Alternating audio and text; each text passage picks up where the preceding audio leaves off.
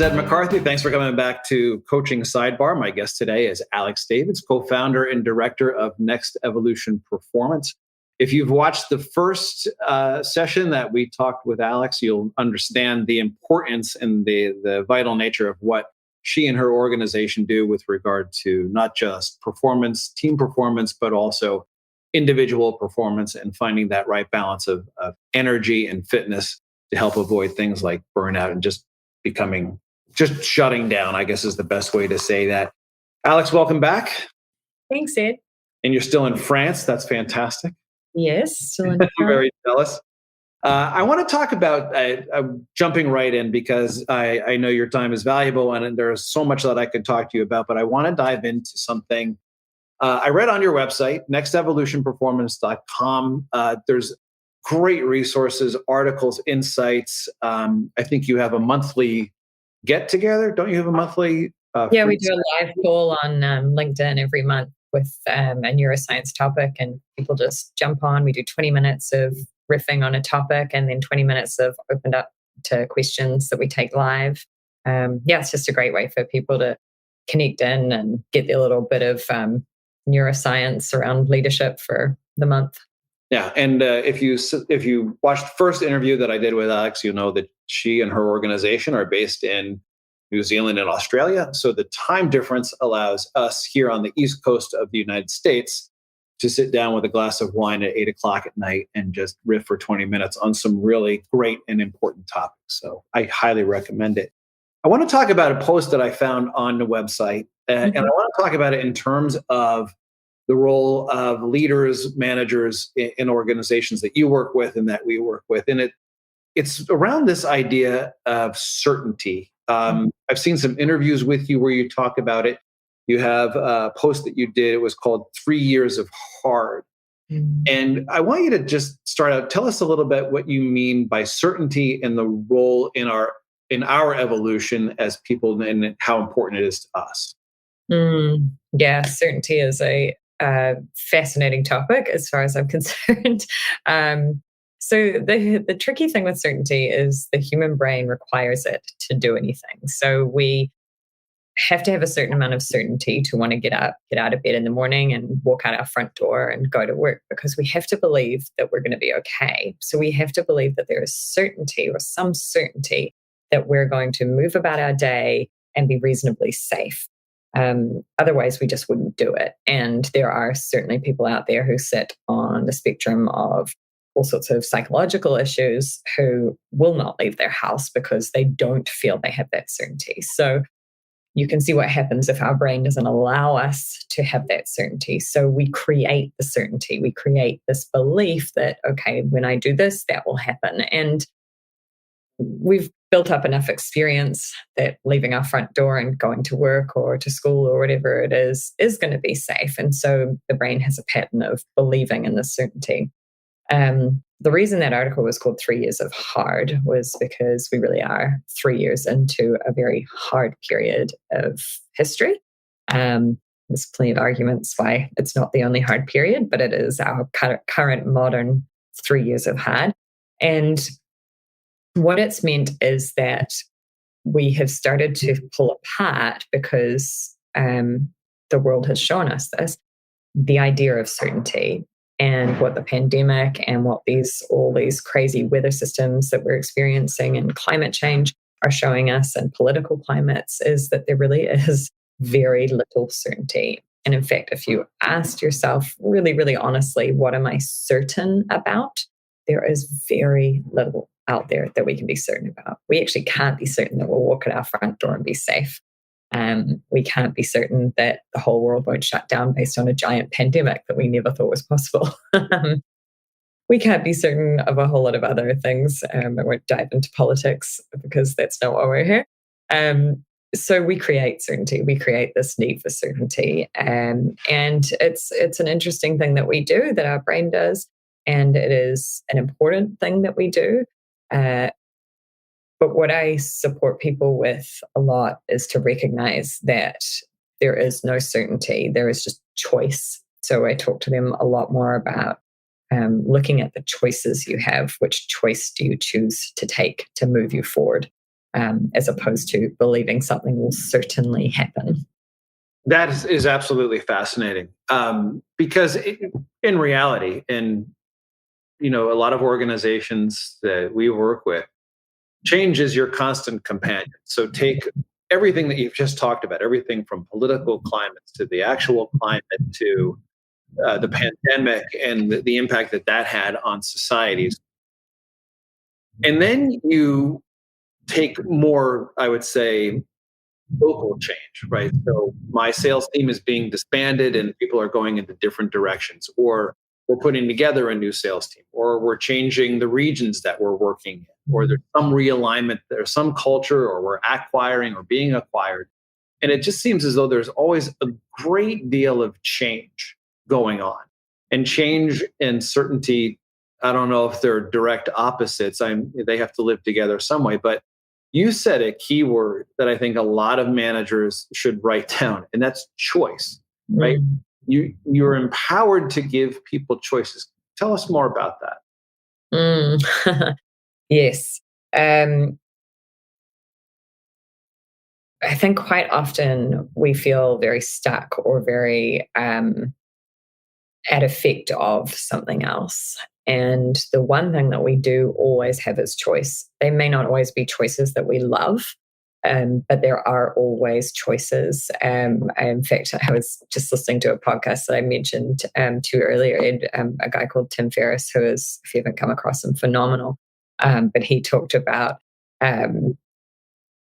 the absolute necessity for us to understand that everything we do is a choice. So people might push back and say, well, I don't have a choice. I have to pay my taxes.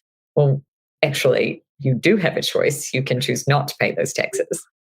But there might be consequences for your choices, Right. But it's still a choice. Yeah. And the more that we can start to identify that everything is a choice, the more ownership we can have over it.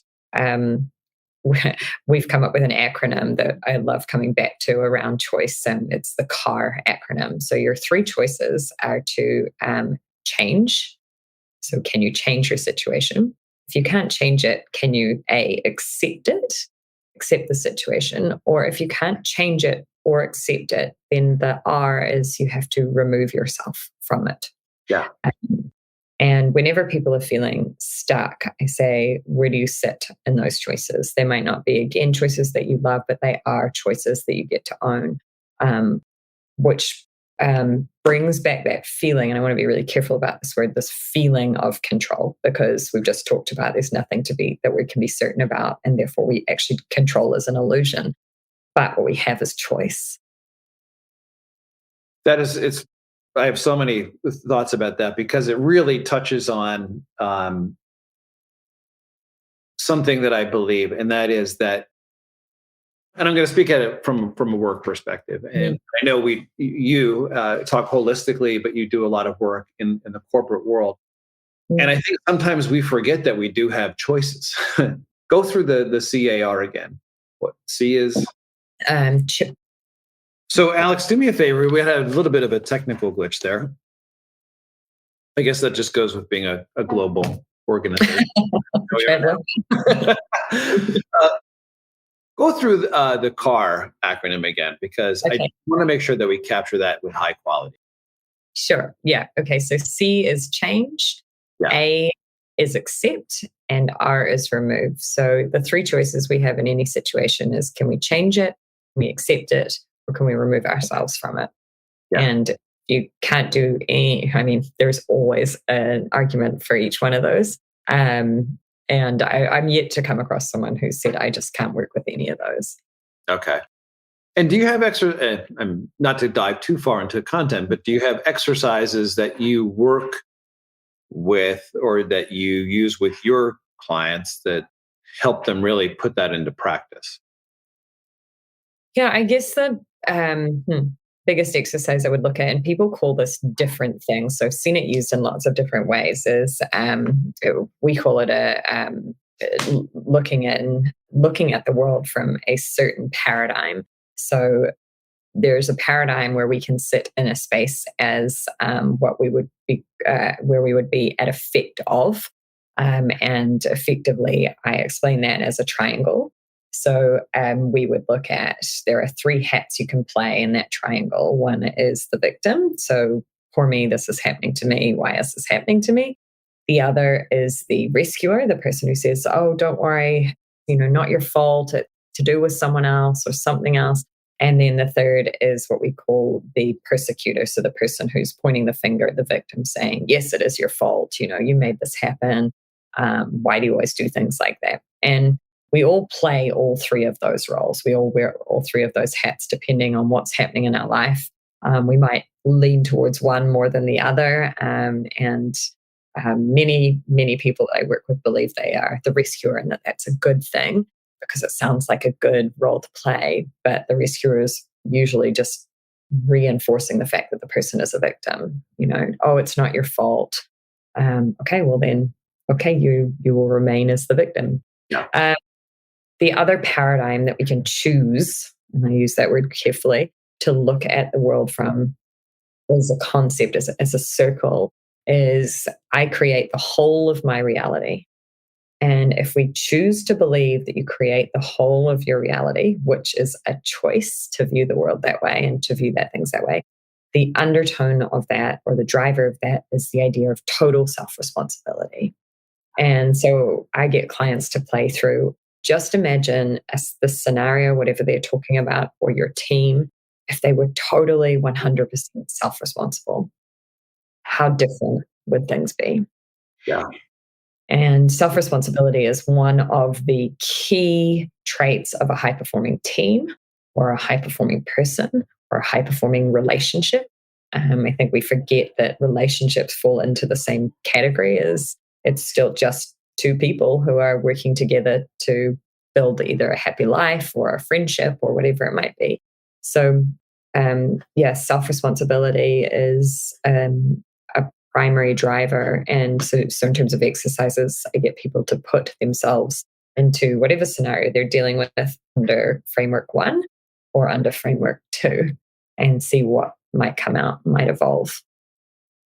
That's really fascinating because I think, and I mean, I could be wrong, I could be biased, but think of a lot of change that organizations go through. A lot of people feel like it's something that's being done to them, maybe not personally, but they are a victim of it, right? I'm being downsized on my job description, whatever it might be. But as we were talking, there's always some change going on.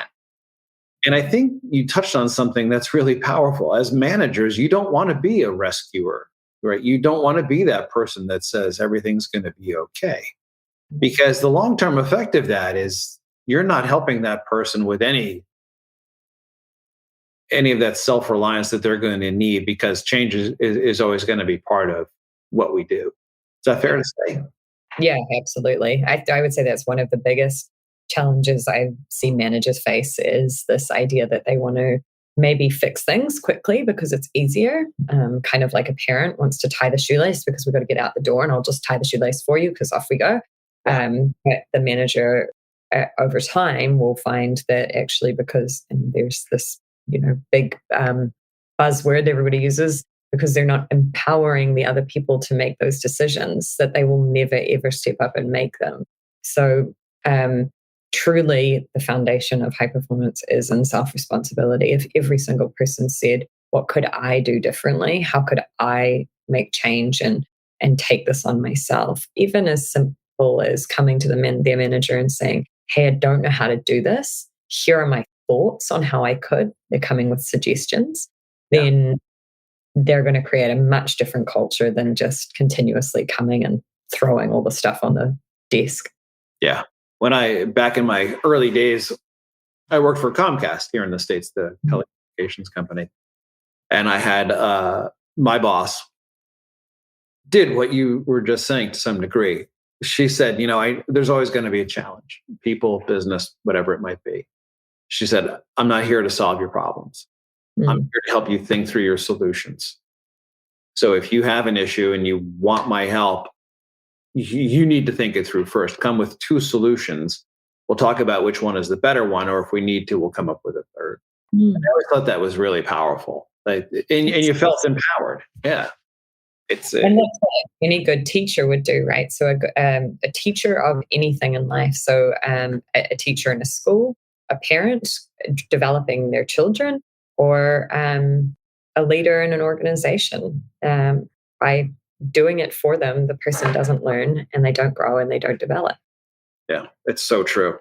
That's excellent insight. Alex Davids, co-founder, director of Next Evolution Performance. You can find them at nextevolutionperformance.com. And I cannot recommend enough the resources and insights that you have there. Do you have time for one more quick conversation? Yeah, let's do it. Awesome. All right, we'll take a quick break and we will get back to session number 3.